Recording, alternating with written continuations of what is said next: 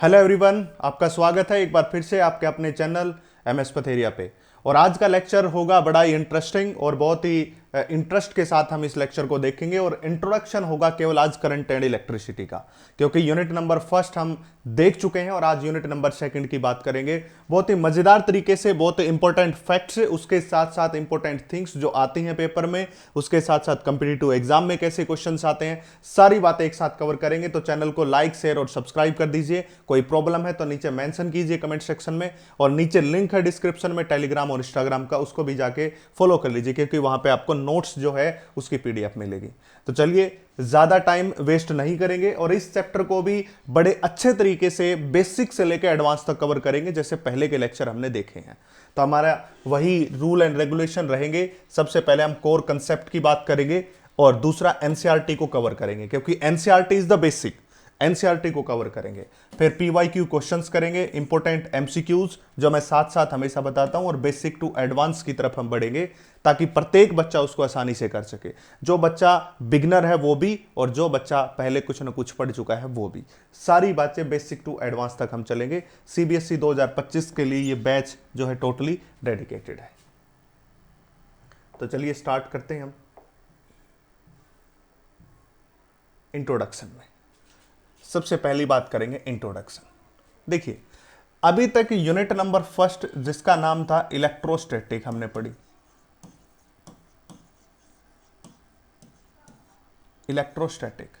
Electrostatics में जो charge था वो रेस्ट के ऊपर था,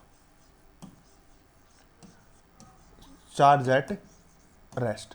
पर मैं आपको एक बात बताऊं, चार्ज जब रेस्ट के ऊपर होता है तो उसकी कुछ ज्यादा एप्लीकेशंस हमारे यहां नहीं होती है, मतलब उसका ज्यादा यूज नहीं होता। एप्लीकेशंस का मतलब उसका ज्यादा यूजफुल नहीं है। जैसे कि जब आप रेस्ट के ऊपर बात करोगे तो मैक्सिमम किसकी फॉर्मेशन करता है? ये इलेक्ट्रिक फील्ड की, इलेक्ट्रिक फोर्स की, एनर्जी की फॉर्मेशन करती, जिसको तुम पोटेंशियल एनर्जी कहते हो, और पोटेंशियल की फॉर्मेशन करती। इन सब बातों का ज्यादातर यूज नहीं है, ज्यादातर एप्लीकेशन नहीं है। इसलिए हम इलेक्ट्रोस्टैटिक्स की जब भी बात करते हैं तो वहां चार्ज को रेस्ट पे लिया जाता है, और जब चार्ज को रेस्ट पे लेते हैं तो उनके ज्यादा यूजफुल तरीके से यूज यहां पे नहीं है। इनका यूज कहां हुआ? जब चार्ज का फ्लो स्टार्ट हो गया। जब चार्ज का फ्लो स्टार्ट हो गया तो इनका यूज भी बढ़ गया। कहोगे सर कैसे? जब चार्ज का फ्लो होता है तो उसके कारण आपके घर में जो लैंप है वो ग्लो करता है, आपके घर में जो बल्ब है वो ग्लो करता है, आपका एसी चलता है, आपका फ्रिज चलता है, जो भी एप्लीकेशन, आपका फैन चलता है, आपका कूलर चलता है, ये सारे के सारे जितनी भी एप्लीकेशंस की बात करते हो, अगर आप इसको रन करवाना चाहते हो तो इसके लिए चार्ज को फ्लो करवाना पड़ेगा। क्यों करवाना पड़ेगा? इस बात का कारण है, एक रीजन है। जब चार्ज रेस्ट पे था तो ये कुछ ही बातों की फॉर्मेशन करता है। इलेक्ट्रिक फील्ड, मैं फिर से रिपीट कर दूं, electric potential, potential energy, electric force, इनकी फॉर्मेशन। और उनका ज्यादा यूज है भी नहीं, पर इनका सबसे ज्यादा यूज जो हम अपनी एप्लीकेशन जनरल लाइफ में देखते हैं, जैसे आपके सामने ये बोर्ड है, ये चल रहा है तो इलेक्ट्रिसिटी पे चल रहा है, ठीक है। आपके सामने जो भी चीज दिखाई देती, जैसे फैन, कूलर, फ्रीज, एसी, इन सब की बात करोगे तो ये कब आपके वर्क करेंगे? जब चार्ज का फ्लो होगा, यानी कि चार्ज के फ्लो के कारण ही ऐसा होता है। इसलिए जब चार्ज का फ्लो होता है तो किसकी फॉर्मेशन होती है? करंट की फॉर्मेशन होती है। और आपको पता है कि आपके जीवन में करंट का कितना बड़ा महत्व है। जैसे आज गर्मियों का मौसम है, बहुत तीव्र अपने ताप पे गर्मी चल रही है, तो उस टाइम में भी आपको पता चलेगा कि आपका ये यूजफुल कैसे है, क्योंकि करंट के बिना आप कुछ काम ही नहीं कर सकते हो। बिना करंट के आप ना एसी चला सकते, ना फ्रिज, ना बल्ब, ना कूलर। रात को तुम बैठ के पढ़ते हो तो अपने घर का बल्ब जलाते हो, वो भी किससे चलता है? चार्ज के फ्लो के कारण। रीजन क्या है? चार्ज है। तो किसकी स्टडी करवाता है? Study of flow of a charge. एक ऐसी branch of physics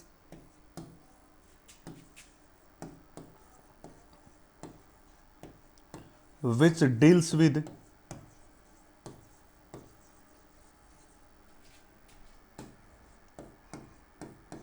study of flow of charge,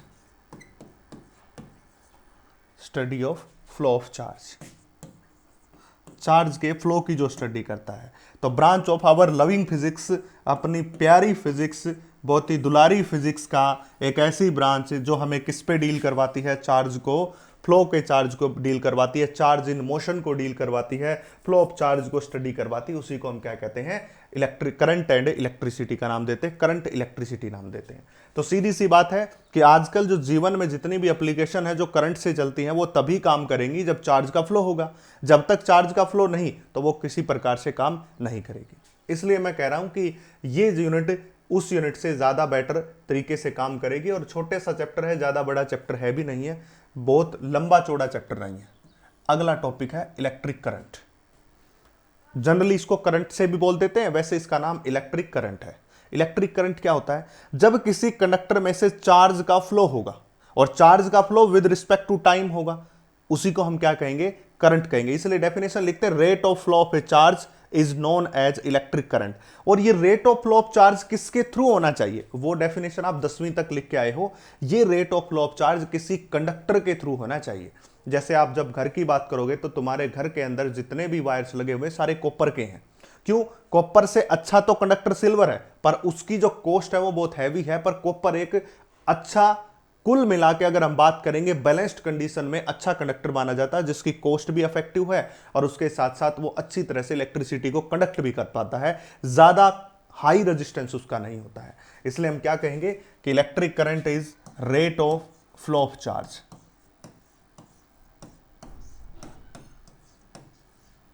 rate of flow of charge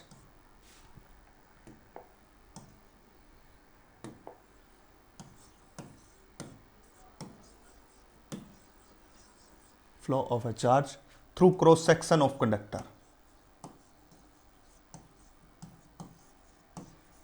through cross section of conductor। किसी भी कंडक्टर के क्रॉस सेक्शन के थ्रू जो चार्ज का फ्लो होता है उसी को हम क्या कहते हैं, इलेक्ट्रिक करंट कहते हैं। मैं आपको एक बात साथ साथ यहां कवर कर दूं, मैं जो भी बातें लिख रहा हूं और जितने भी टाइप के न्यूमेरिकल इस करंट पे आ सकते हैं, जितने भी टाइप के न्यूमेरिकल कॉम्पिटिटिव एग्जाम में, सीबीएसई बोर्ड में, सारे कवर करूंगा मैं एक साथ। इस लेक्चर को देख लिया, इस लेक्चर की सीरीज को देख लिया, पर देखना कंप्लीट पड़ेगा। आप ये मान के चलिए कि आपके फिजिक्स के डाउट एक भी नहीं रहेंगे और पूरा पेपर, चाहे वो सीबीएसई बोर्ड का है, चाहे वो आपका पेपर हो गया नीट का, चाहे वो आपका मेंस का पेपर हो गया, सारे क्वेश्चन पेपर यहीं से बन के आएंगे। मैंने आपको बता दिया पहले से ही। तो rate of flow of a charge through cross section of a conductor, cross section of a conductor is called current. उसी को हम क्या कहते हैं, करंट कहते हैं।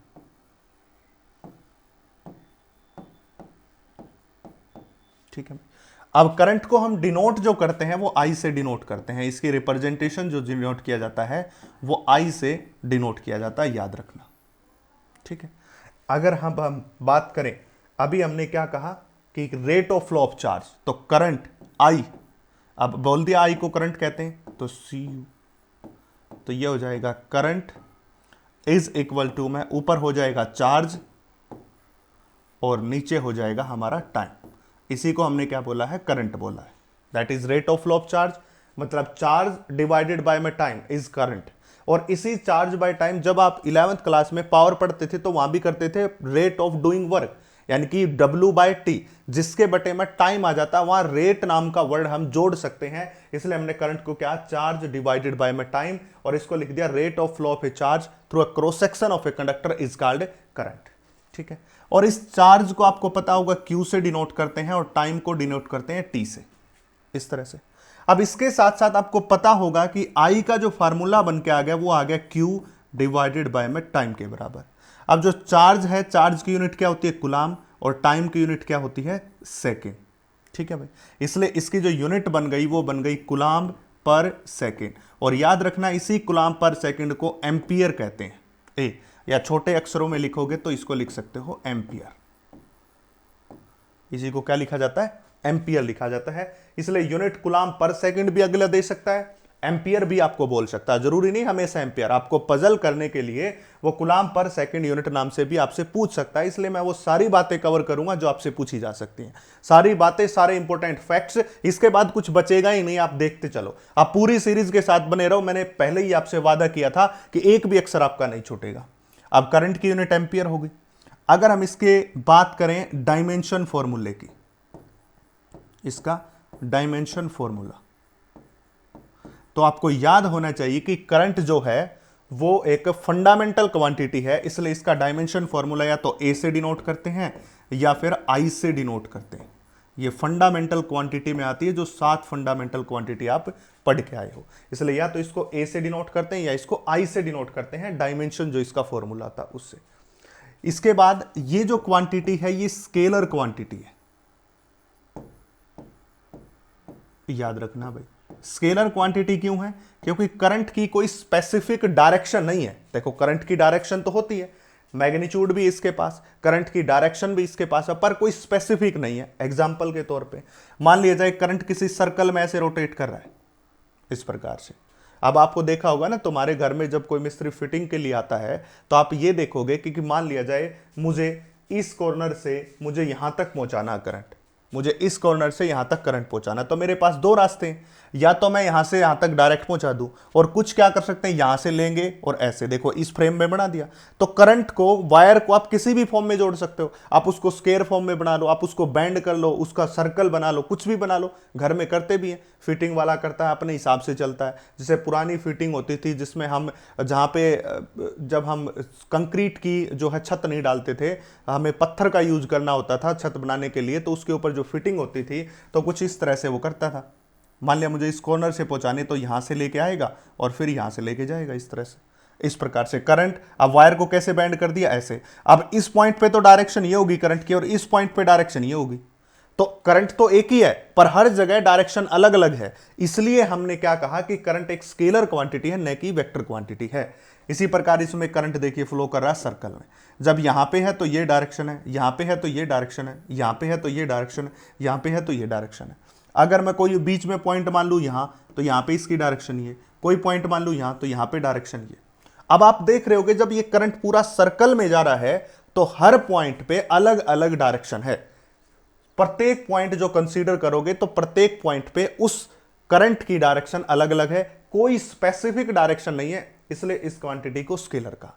हालांकि ये रैंक की, सेकंड रैंक की टेंसर क्वांटिटी होती है। जब आप हायर फिजिक्स में जाओगे तो आपको उसमें नहीं पढ़ना है, केवल और केवल आपको स्केलर क्वांटिटी जवाब देना है। जब आपके बोर्ड में क्वेश्चन आएगा या नीट में क्वेश्चन आएगा, आपको कभी भी टेंसर का नाम नहीं लेना है, क्योंकि वो आपके लेवल में नहीं आता है। ठीक है, तो करंट हो गया चार्ज डिवाइडेड बाय टाइम। फिर से एक बार रिपीट कर देता हूं, कूलाम पर सेकंड या फिर एम्पियर इसकी यूनिट होती है। डायमेंशन फॉर्मूला ए से या आई से डिनोट करते हैं, और स्केलर क्वांटिटी है। अब आगे देखिए जरा इसमें क्या होगा। अब हम कुछ और टर्म्स की बात करेंगे जो क्वेश्चन पूछे जाते हैं, जैसे कि सबसे पहले मैं आपको बताऊं I average current. Average current इसको याद रखना। एवरेज करंट का जो फार्मूला होता है वो होता है डी क्यू डिवाइडेड बाय में डी टी, ऐसे लिख सकते हो, that is the average current. ऊपर क्या लिखा, टोटल चार्ज फ्लो, और डिवाइडेड बाय में टोटल टाइम टेकन, ऐसे ही तो लिख सकते हो, total charge flow, Q flow, जितना चार्ज फ्लो हुआ और जितना टाइम लिया गया, that is total time taken. जितना चार्ज फ्लो हुआ और जितना टाइम लिया गया उसी को हम क्या कहते हैं, एवरेज करंट कहते हैं। दूसरा करंट हो जाएगा I instantaneous current, that is I instantaneous current. इसको हम कैसे लिखेंगे, that is delta Q divided by में डेल्टा टी, और यहां लिमिट पुट कर दी हमने, that is delta T tends to 0। इस करंट को क्या बोला जाता है, इंस्टेंटेनियस करंट बोला जाता है। याद रखना आप, इस करंट को इंस्टेंटेनियस करंट कहते हैं, इस करंट को एवरेज करंट कहते हैं। और जब ये लिमिट सेट करते हैं तो इसी को लिखा जा सकता है, that is D Q divided by में डी टी। आपको 11th क्लास में जब आपको वेलोसिटी की टर्म बताई गई थी, यूनिफॉर्म वेलोसिटी, एवरेज वेलोसिटी, वहां पे आपको इंस्टेंटेनियस वेलोसिटी भी बताई गई थी और इसको इसमें कन्वर्ट भी किया गया था। ठीक है, अब आप ध्यान से देख सकते हो, जब आप इस करंट को देखो, अब मैं एवरेज करंट से हटके नॉर्मल सिचुएशन की बात करता हूं, क्योंकि आपको पता होगा कि एवरेज वेलोसिटी क्या है, total displacement upon total time is called average velocity. उसी पर average current total charge flow divided by total time taken, और इंस्टेंटेनियस करंट का ये फार्मूला। अब मैं इससे हटके छोटी सी और बात करता हूं, उसको जरा ध्यान से समझना। इससे हटके बात करूंगा मैं, that is I is equal to, that is D Q divided by में dt, इसको ऐसा भी बोल सकते हो। अब आपने देखा होगा कि ये तो चार्ज है और d बाय dt क्या है, पहला डेरिवेटिव है। अगर मैं चार्ज का डेरिवेटिव कर दूं कौन सा, फर्स्ट, तो किसकी फॉर्मेशन होगी, करंट की फॉर्मेशन होगी। अब थोड़ा फिर से ध्यान दे, यहां पे इंपॉर्टेंट बात है, ये सारे क्वेश्चंस के रूप में बन के आएंगे। पहला क्वेश्चन यहां से बन के आएगा आपका करंट का, दूसरा क्वेश्चन यहां से बन सकता है, और तीसरा क्वेश्चन अब मैं बता रहा हूं कहां से बन सकता है। मैं सारे उन क्वेश्चंस की डिस्कशन कर रहा हूं जो आपके पेपर में बन सकते हैं, जो आपके पेपर में आ सकते हैं। किस प्रकार से क्वेश्चन आएगा, मैं उन सभी की डिस्कशन आपके सामने यहां प्रस्तुत कर रहा हूं। अब ये क्या हो गया, फर्स्ट डेरिवेटिव, पहला डेरिवेटिव,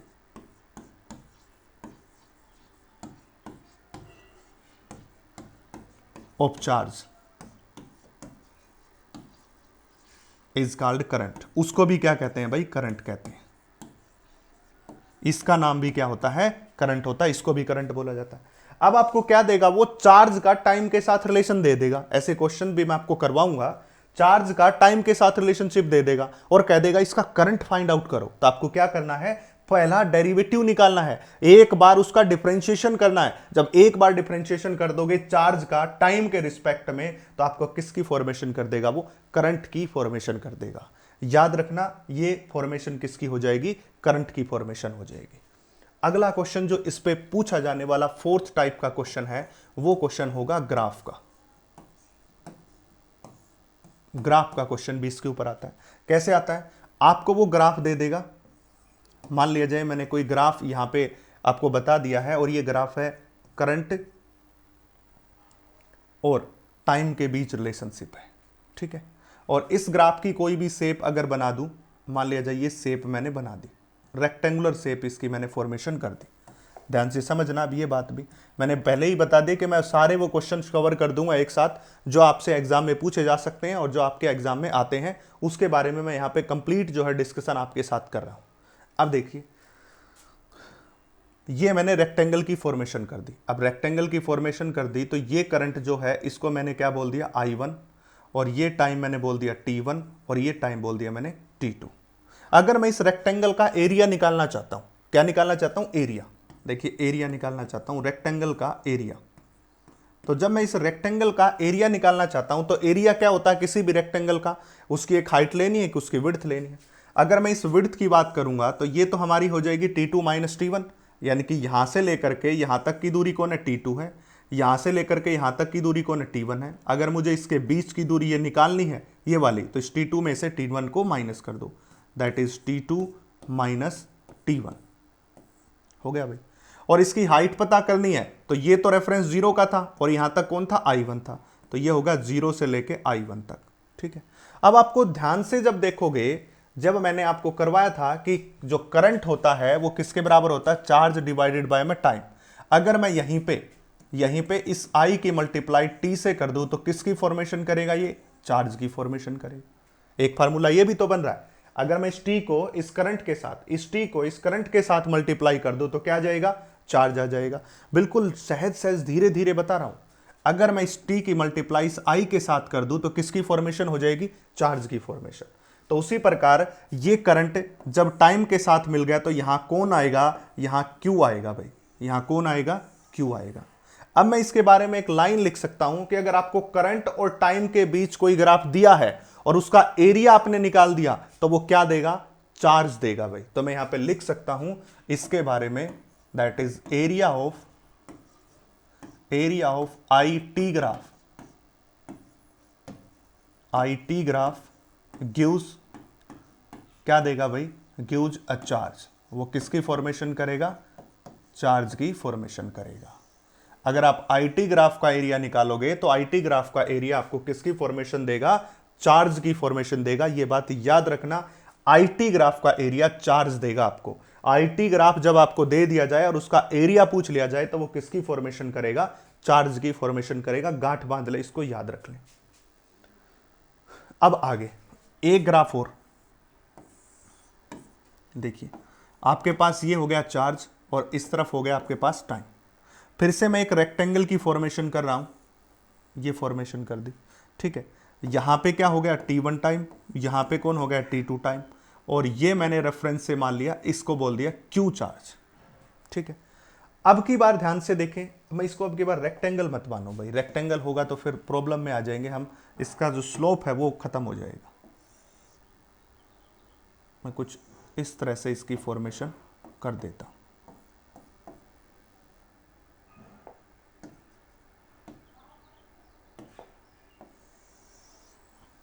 ये रहा T1, इस तरह का ग्राफ ले लिया, ठीक है, और इसके कोरस्पॉन्डिंग जो आया वो चार्ज Q के बराबर है।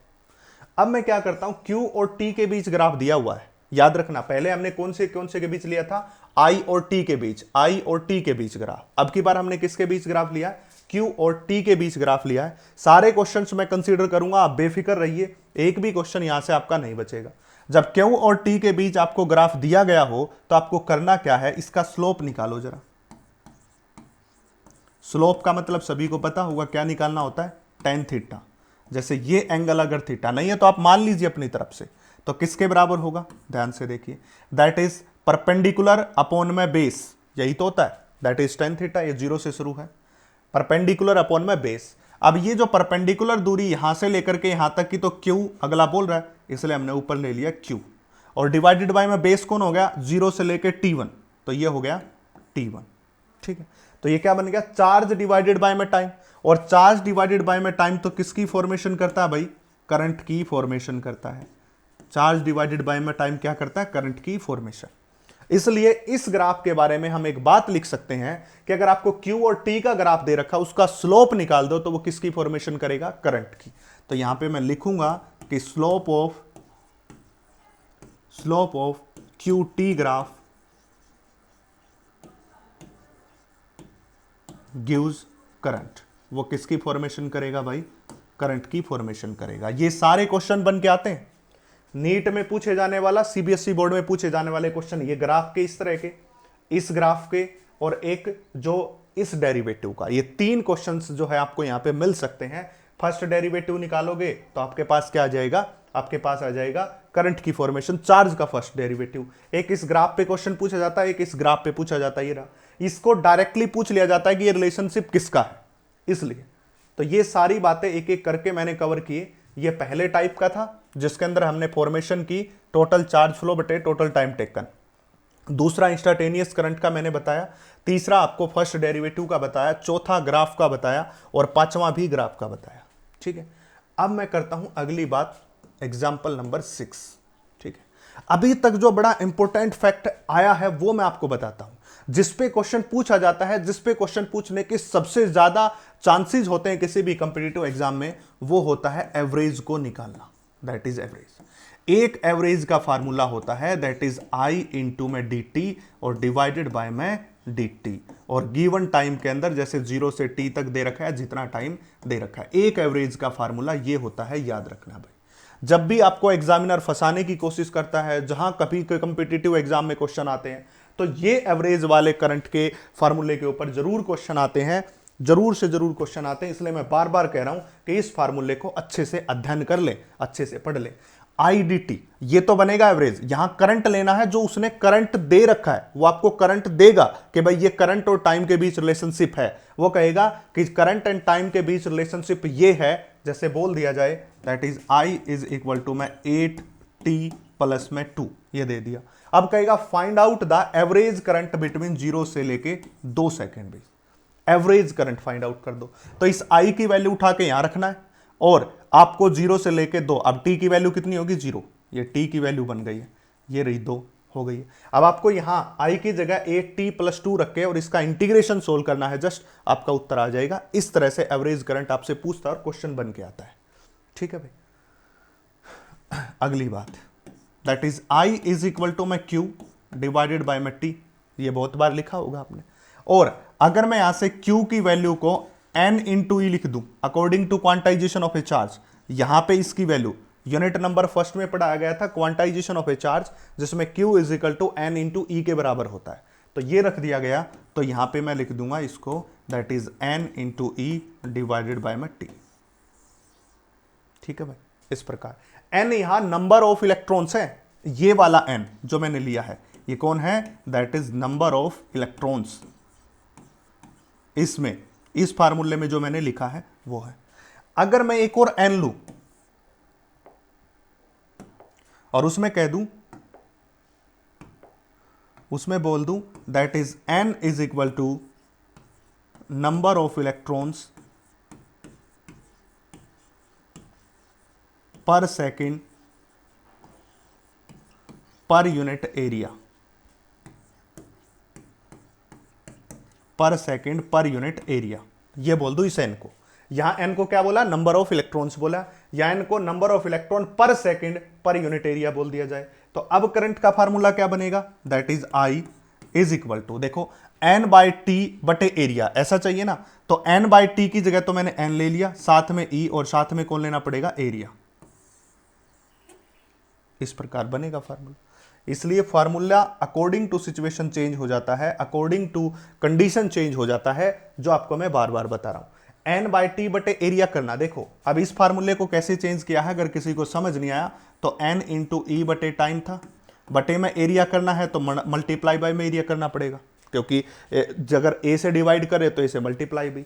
अब इसने कहा कि नंबर ऑफ इलेक्ट्रॉन पर सेकंड पर यूनिट एरिया, ये पूरा मिला के इसको क्या बोल दिया, ये वाला n बोल दिया, इसलिए n e इंटू ए बन के फार्मूला बन गया। मैंने ऊपर लिखा भी है कि ये n कौन सा है और ये n कौन सा है, पजल होने की जरूरत नहीं है, दोनों n अलग अलग हैं और दोनों अलग अलग n के बारे में मैंने यहां पे लिख भी दिया है आपके सामने।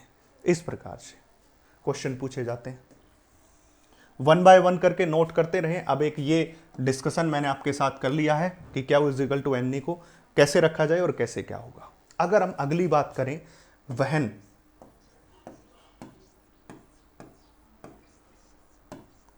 करंट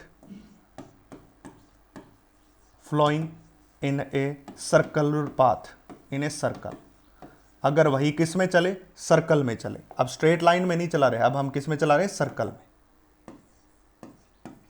देखिए तब क्या होगा, तब कैसे फार्मूला लिखा जाएगा, सारी बातें वन बाय वन करके हम कवर करेंगे, एक भी चीज ऐसी नहीं छोड़ेंगे। जैसे कि I इज इक्वल टू में फार्मूला होता है Q डिवाइडेड बाय में T, इस प्रकार। अब वो किस में चल रहा है, सर्कल में, यानी कि करंट जो फ्लो कर रहा है, चार्ज जो फ्लो कर रहा है वो किस में, सर्कल में, और इस सर्कल की रेडियस मैंने क्या मान ली, R के बराबर मान ली। अब एक सर्कल को कंप्लीट करने के लिए टाइम पीरियड क्या लेगा, that is time period is equal to में टोटल डिस्टेंस अपॉन में उसकी क्या, टोटल डिस्टेंस अपॉन में speed, that is v is the speed. Speed is equal to distance upon time, time निकालेंगे तो डिस्टेंस अपॉन स्पीड। अब जो आपके पास टोटल डिस्टेंस है, वो डिस्टेंस कितनी होगी, पूरे सरकमफ्रेंस के बराबर, दैट इज 2 पाई आर, और बटे में क्या आ गया, v के बराबर आ गया, यही तो आ गया time, that is 2 pi R by V. तो I का फॉर्मेशन नया क्या होगा, that is Q divided by में 2 पाई आर। इस t की वैल्यू को यहां रखा है केवल, ऊपर v, एक नया फार्मूला और निकल के आ गया, ये रहा, that is Q into V divided by में 2 पाई आर। ये एक नया फार्मूला और बन के आ गया है, इसको भी याद रखना जब सर्कल में वो ट्रेवल कर रहा हो। तो ऐसा सारी फॉर्मेशन मैंने कर दी है, एक एक करके मैं आपको फिर से कवर करके दिखा देता हूं, 2 मिनट लगेगी। Rate of flow of charge through cross section of conductor, उसको क्या कहते हैं, करंट कहते हैं। अब चार्ज अपॉन में टाइम करंट है, इसकी यूनिट हो गई एम्पियर या फिर कूलम्ब पर सेकेंड। डायमेंशन फॉर्मूला ए या आई से डिनोट करते हैं, और स्केलर ये क्वांटिटी है। एवरेज करंट को D Q by D T, total charge flow divided by में टोटल टाइम टेकन, ऐसा भी कहते हैं। ये इंस्टेंटेनियस करंट का फार्मूला है, 11th क्लास में ऐसी सिचुएशन पढ़ के भी आए हो। अगर आपको लिखा मिले D Q by D T, इसको कहते हैं पहला डेरिवेटिव चार्ज का, जो किसकी फॉर्मेशन करेगा, करंट का। अगला क्वेश्चन है ग्राफ का, अगर आपको I और T के बीच ग्राफ दे दिया जाए और उसका एरिया निकाल दो तो वो किसकी फॉर्मेशन करेगा, चार्ज की। बट अगर आपको Q और T के बीच ग्राफ दे दिया जाए और उससे आप स्लोप निकाल दो तो वो किसकी फॉर्मेशन करेगा, आपको करंट की फॉर्मेशन देगा। इसके बाद आपको पता है कि चार्ज जो है n इंटू ई के बराबर होता है, यहां पे रखेंगे तो फार्मूला ये, अगर यही n नंबर ऑफ इलेक्ट्रॉन पर सेकंड पर यूनिट एरिया है तो फार्मूला बनेगा n e इंटू ए के बराबर। एवरेज करंट का एक फार्मूला जिसपे क्वेश्चन पूछे जाते हैं, वेरी वेरी इंपॉर्टेंट है, याद रखना, I dt 0 से t तक डिवाइडेड बाई dt 0 से t तक। When current flowing in a circle, जब सर्कल में फ्लो करेगा तो टाइम की वैल्यू रखी और हमारे पास ये आ गया। पर अभी हमारा टॉपिक बच गया direction of current. Direction of current, इसमें ऊपर हमारे पास स्पेस है, यहां पे इसकी बात कर लेते हैं, यहां पे डायरेक्शन ऑफ करंट की।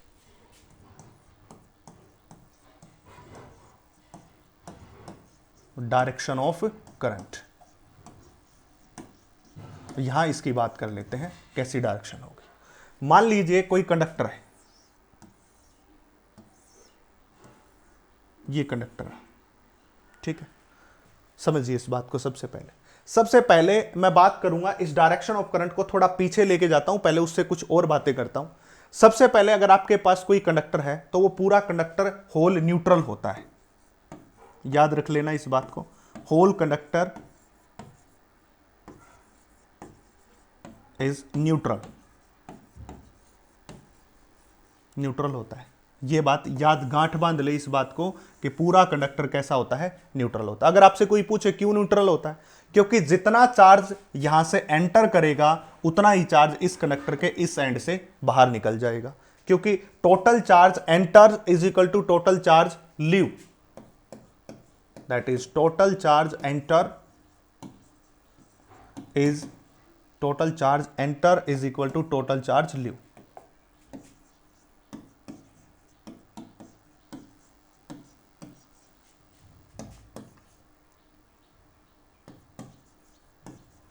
टोटल चार्ज लीव, ठीक है। इसलिए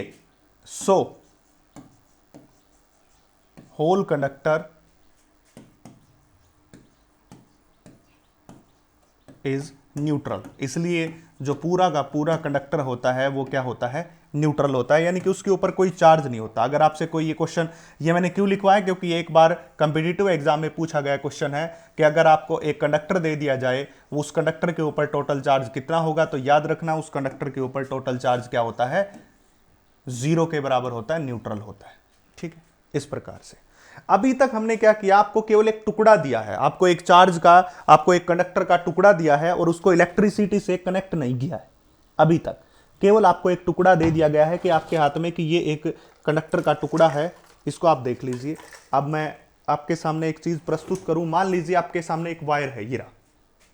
अभी तक मैंने इस वायर को इलेक्ट्रिसिटी से कनेक्ट नहीं किया है, और जब तक इसमें इलेक्ट्रिसिटी से कनेक्ट नहीं किया तो इसके अंदर क्या नहीं है, करंट भी नहीं है। आपको सबको पता है कि जब आपके घर में एक नया बंडल लेके आते हो तार का, अगर आप उसके कंडक्टर को पकड़ोगे, उस तार को पकड़ोगे, तो आपको शॉक नहीं लगेगा, करंट नहीं लगेगा। क्यों नहीं लगेगा, क्योंकि अभी तक इसमें करंट की फॉर्मेशन ही नहीं हुई। क्यों नहीं हुई उसको समझिए, ऐसा क्यों है उसको मैं समझाता हूं। यहां पे जब तक इस कंडक्टर को बाहर से किसी इलेक्ट्रिक फील्ड से नहीं जोड़ा गया, अभी तक हमने इसको बाहर से किसी भी इलेक्ट्रिक फील्ड से नहीं जोड़ा, मतलब करंट से नहीं जोड़ा, बाहर से कोई करंट अप्लाई नहीं किया है। यह हमारा कंडक्टर है और बाहर से किसी करंट के किसी भी वायर से कनेक्ट नहीं किया, किसी सॉकेट में नहीं डाला, बस आपको एक तार का टुकड़ा दे दिया एज इट इज।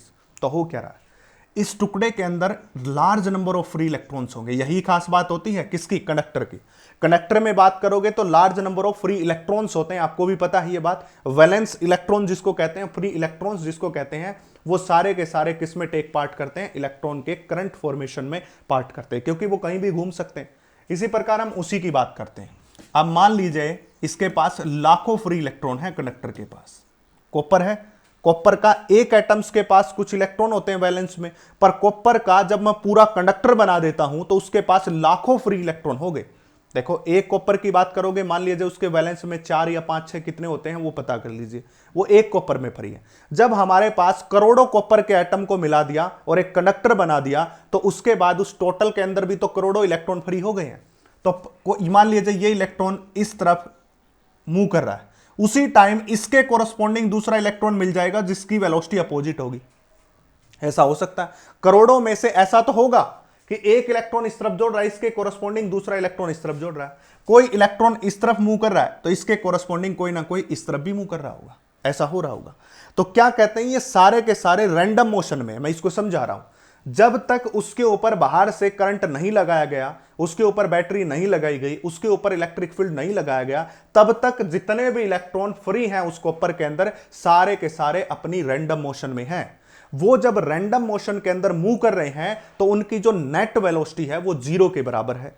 जब उनकी नेट एवरेज वेलोसिटी 0 है तो उसके अंदर करंट भी कितना हो गया, 0 के बराबर हो गया। इसलिए आपको शौक नहीं लगता, क्वेश्चन पूछा जाने वाला क्वेश्चन है, पूछा गया है। मैं फिर से रिपीट कर देता हूं, देखिए मान लिया जाए जब तक इलेक्ट्रिक फील्ड नहीं, तो इसकी इस तरफ है तो इसकी इस तरफ, ये इसको क्या कर देगा, कैंसिल आउट, ये इसको क्या कर देगा, कैंसिल आउट, क्योंकि कोई ना कोई इलेक्ट्रॉन एक इलेक्ट्रॉन के अपोजिट वेलोसिटी का तो मिल जाएगा करोड़ों में से, क्योंकि ये सारे के सारे किस मोशन में है, रैंडम मोशन में है। कब तक, जब तक बाहर से कोई भी इलेक्ट्रिक फील्ड या फोर्स नहीं लगाया गया, जिसके कारण net average velocity is zero. So उसके पास नेट करंट क्या होता है, जीरो के बराबर। अब हमने क्या किया, बाहर से कोई ना कोई, देखिए बाहर से हमने इनके ऊपर क्या कर दिया, अब देखिए ये सारे इलेक्ट्रॉन्स हो गए इस प्रकार। अब बाहर से मैंने इसके ऊपर बैटरी लगा दी, बैटरी लगा दी बाहर से।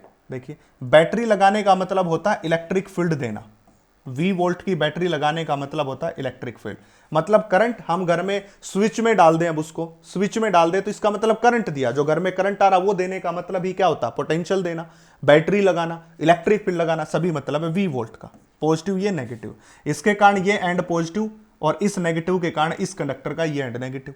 इसलिए पॉजिटिव से नेगेटिव तक एक इलेक्ट्रिक फील्ड सेटअप हो गया, जिसका नाम क्या है, E के बराबर है।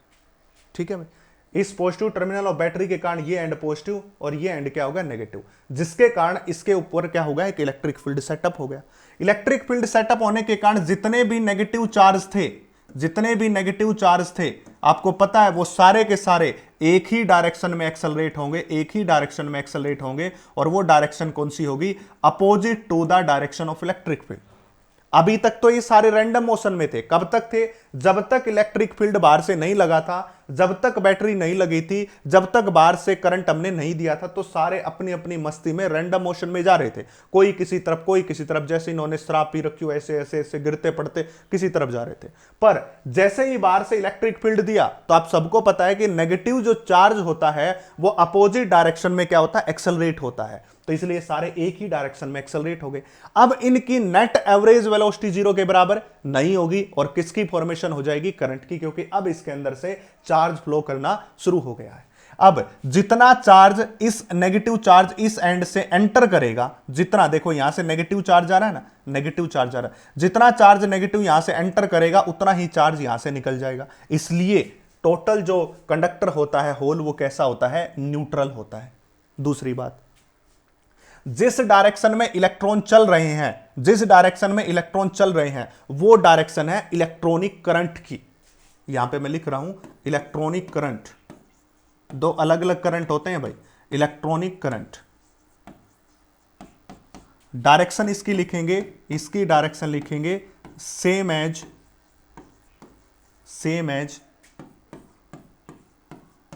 Direction of motion of electrons. जिस डायरेक्शन में इलेक्ट्रॉन मूव कर रहे हैं, उसी डायरेक्शन में जिसकी डायरेक्शन होती है, उसको हम क्या कहते हैं, इलेक्ट्रॉनिक करंट कहते हैं। याद रखना, इलेक्ट्रॉनिक करंट है ये।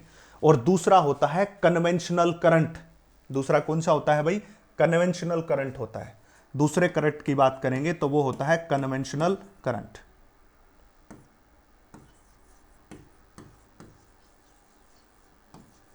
कन्वेंशनल करंट, अगर हम कन्वेंशनल करंट की बात करें तो जो डायरेक्शन इलेक्ट्रॉन की है, जो डायरेक्शन इलेक्ट्रॉन की है, उससे उल्टी डायरेक्शन किसकी होती है, कन्वेंशनल करंट की होती है। याद रखना, कन्वेंशनल करंट हमेशा बैटरी के पॉजिटिव टर्मिनल से स्टार्ट होता है और इलेक्ट्रॉन से उल्टा चलता है। यह क्वेश्चन एक बार एग्जाम में पूछा गया है एमसीक्यू के अंदर, ये क्वेश्चन भी एग्जाम में पूछा गया एमसीक्यू के अंदर, ये क्वेश्चन भी एग्जाम में पूछा गया एमसीक्यू कॉम्पिटिटिव सीबीएसई बोर्ड की बात कर रहा हूं। तो डायरेक्शन, इसकी डायरेक्शन की बात करोगे तो इसकी डायरेक्शन हो जाएगी opposite to direction of electrons. Electron की डायरेक्शन के उल्टी डायरेक्शन किसकी हो जाएगी, इस कन्वेंशनल करंट की हो जाएगी। याद रखना, ये गांठ बांध लेना, इंपॉर्टेंट है। दो करंट बताए मैंने, एक इलेक्ट्रॉनिक करंट और दूसरा कन्वेंशनल करंट। इलेक्ट्रॉनिक करंट की डायरेक्शन वही डायरेक्शन है जो डायरेक्शन इलेक्ट्रॉन की है, इसलिए उसका नाम है इलेक्ट्रॉनिक करंट। कन्वेंशनल करंट की डायरेक्शन उल्टी डायरेक्शन होती है, जो इलेक्ट्रॉन है उससे उल्टी डायरेक्शन में चलते हैं, इसलिए उस कन्वेंशनल करंट डायरेक्शन जो उसकी अपोजिट टू इलेक्ट्रॉनिक इलेक्ट्रॉन की डायरेक्शन के क्या है, बिल्कुल उल्टा है। अब एक बात सोचिए जरा, ये दोनों बातें हो चुकी। अब मैं एक बात, लास्ट जो बात है आज के सेशन की, वो मैं करना चाहता हूं। अब एक बात जरा ध्यान से सोच के बताइए मेरे को, जब इस कंडक्टर में इलेक्ट्रॉन है तो इसके कोरस्पॉन्डिंग कुछ ना कुछ इसमें पॉजिटिव चार्ज भी होगा। कुछ ना कुछ। और पॉजिटिव चार्ज इलेक्ट्रिक फील्ड में उसी तरफ दौड़ता है जिस तरफ इलेक्ट्रिक फील्ड लगा होता है। आपको बताया गया था कि इलेक्ट्रिक फील्ड के दौड़ने की जो इलेक्ट्रिक फील्ड की डायरेक्शन है वही डायरेक्शन पॉजिटिव चार्ज की, बट नेगेटिव चार्ज की उससे उल्टी डायरेक्शन होती है। ये पहली यूनिट में बता चुका हूं, फिर से मैं आपको बता रहा हूं कि जो करंट की डायरेक्शन होती है कन्वेंशनल करंट की opposite to direction of electron, जब इलेक्ट्रिक फील्ड लगाया जाएगा तो नेगेटिव चार्ज अपोजिट डायरेक्शन में दौड़ेगा इलेक्ट्रिक फील्ड के, और पॉजिटिव चार्ज सेम डायरेक्शन में। अब मान लीजिए, सपोज करके चलिए, n1 is number of electrons और n2 is number of protons या पॉजिटिव चार्ज। पॉजिटिव चार्ज या प्रोटॉन्स इसको आप बोल सकते हो, दोनों एक ही बात है, प्रोटॉन्स। इस प्रकार बोल दिया तो टोटल करंट की जो फॉर्मेशन होगी बच्चा पार्टी वो हो जाएगा नंबर ऑफ इलेक्ट्रॉन पर सेकंड, यहां पे लिख देता हूं पर सेकंड, ठीक है। तो क्या होगा n1 प्लस में n2 इंटू में e डिवाइडेड बाय में टाइम, और टाइम कितना हो गया यहां पे 1 सेकंड हो चुका है क्योंकि इन्होंने पर सेकंड ले लिया। ये बन जाएगा करंट का फार्मूला, याद रखना। अभी तक मैंने लिखा था ना n इंटू ई, फार्मूला आपको करवाया था, that is n into E divided by में टाइम। टाइम को 1 सेकंड ले लूं तो ये क्या बन गया n इंटू ई। पर अगर आपको उतने ही उसमें दे दिया जाए कि भाई इतने तो इलेक्ट्रॉन्स है और इतने पॉजिटिव चार्ज है, तब करंट बताओ, तो पूरा करंट दोनों को मिलके हो जाएगा, that is n1 plus n2 into E divided by में t, 1 सेकंड ले लिया। इस प्रकार से याद रखना। और मैं आपको बता दूं, जब भी आप किसी कंडक्टर की बात करोगे, जब तक उसके ऊपर बाहर से इलेक्ट्रिक फील्ड ये लगा रहेगा, मतलब बाहर से एक बैटरी लगी रहेगी, मतलब बाहर से करंट दोगे, तब तक तो इसमें करंट होगा। जैसे इस इलेक्ट्रिक फील्ड को निकाल लिया, इस इलेक्ट्रिक फील्ड को खत्म कर दिया, बैटरी से डिस्कनेक्ट कर दिया, तो ये फिर से इलेक्ट्रॉन रैंडम डायरेक्शन में जाएंगे, और रैंडम डायरेक्शन में जाएंगे तो फिर से नेट रिजल्टेंट जो वेलोसिटी जीरो, और फिर से करंट की फॉर्मेशन क्या हो जाएगी, जीरो। तो आप स्क्रीनशॉट ले सकते हो इस सब का जस्ट, और उसके बाद हम इसके कुछ न्यूमेरिकल्स करेंगे जो आपके काम के हैं, जो आप आए हैं। और मैंने कहा था कि सारे क्वेश्चंस को 1 बाय 1 करके हम देखेंगे, एक भी क्वेश्चन को या नहीं छोड़ेंगे। चलिए अब इसके न्यूमेरिकल्स की बात करते हैं।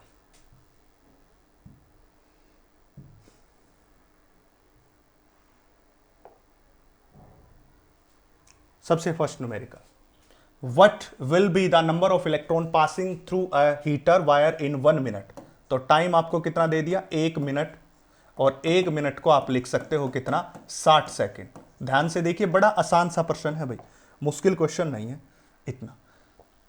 नंबर ऑफ इलेक्ट्रॉन्स मतलब किसकी वैल्यू निकालनी है भाई, हमें n की वैल्यू, नंबर ऑफ इलेक्ट्रॉन्स की वैल्यू निकालनी, n की value through a heater wire in 1 minute if it carries A current of, अगर ये कितना करंट कैरी कर रहा हो, 8 एम्पियर के करंट को कैरी कर रहा हूं। इस प्रकार अब अभी अभी फार्मूला आपको करवाया, that is I is equal to में n into E divided by में t के बराबर।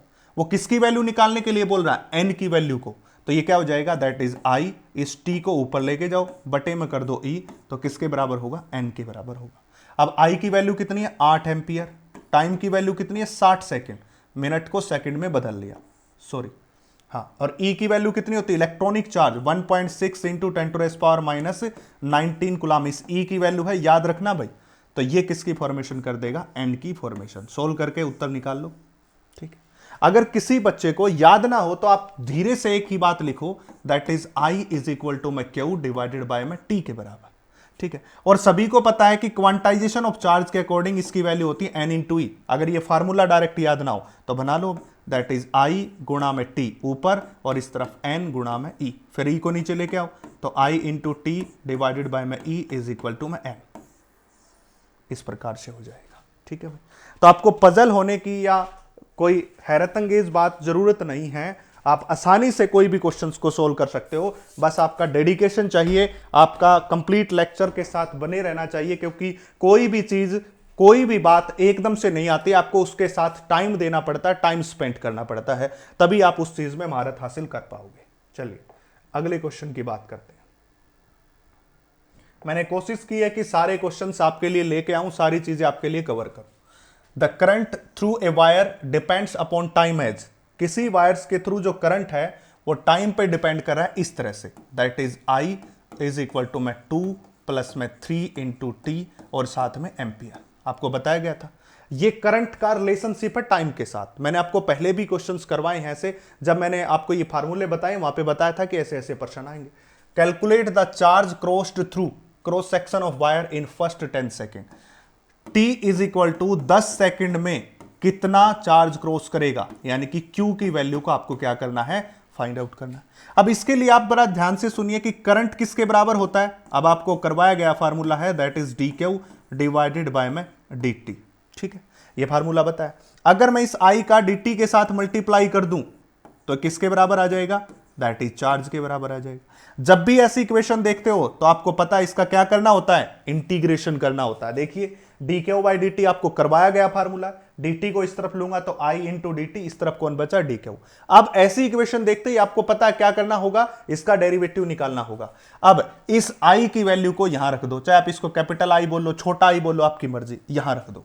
तो यहां हो जाएगा 2 प्लस में 3 इंटू टी और साथ में कौन बाहर, dt। और इसका इंटीग्रेशन कहां से कहां तक, 0 से लेके 10, क्योंकि उसने कितने सेकंड में कहा, 10 सेकंड में। जितने सेकंड में कहा उतना ही टाइम, 0 से स्टार्ट करके 10 सेकंड तक। और इस तरफ इंटीग्रेशन dq का इंटीग्रेशन क्या हो जाएगा भाई, q के बराबर हो जाएगा। तो यहां रखा q। अब dt को अंदर लेके जाओ, एक हो गया 2 इंटू dt और 0 से लेके 10 तक प्लस में 3t इंटू dt।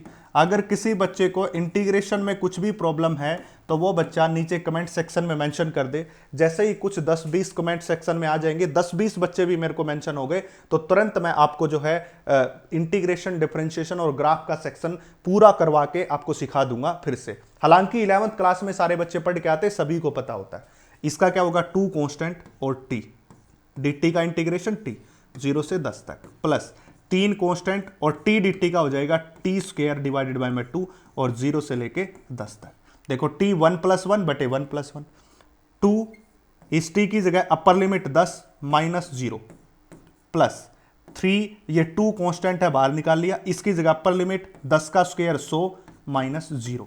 सोल्व करेंगे, 10 दूनी 20 प्लस ये हो जाएगा 50 या 150, ये कितना हो गया, 170 कूलाम चार्ज क्या करेगा, फ्लो करेगा। इस प्रकार से तो आपको जस्ट क्या करना है, जब भी आपको क्वेश्चन मिले तो आपके माइंड के ऊपर प्रेशर डालो। इसलिए मैंने सारे फार्मूले पहले करवा दिए, आपको सारी बातें, सारे फार्मूले करवा दिए। मैंने इसलिए आपको सारे फार्मूले करवाए थे ताकि आपको कोई भी क्वेश्चन आए पजल ना हो। ये क्वेश्चन पूछे जाने वाले, जैसे कि आई का फार्मूला आपको दे रखा है, उसने टाइम बता दिया 10 सेकंड और आपसे पूछ लिया क्यू की वैल्यू। तो आपको धीरे से ये बात पता होगी कि आई जो होता है वो किसके बराबर होता है, dq बाई dt। अगर चार्ज निकालना है तो dt की मल्टीप्लाई ऊपर कर दो, तो आई dt dq के बराबर। अब हमें क्या करना है, इसका इंटीग्रेशन, सबको पता है इंटीग्रेशन करना होता है। इंटीग्रेशन सोल्व कीजिए, आंसर निकाल लीजिए।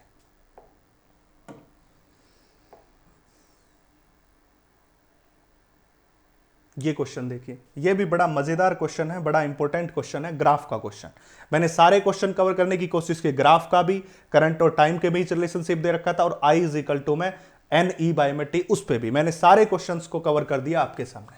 The plot represent the flow of current through a wire of different time interval, ratio of a charge flowing through the wire corresponding to this time interval.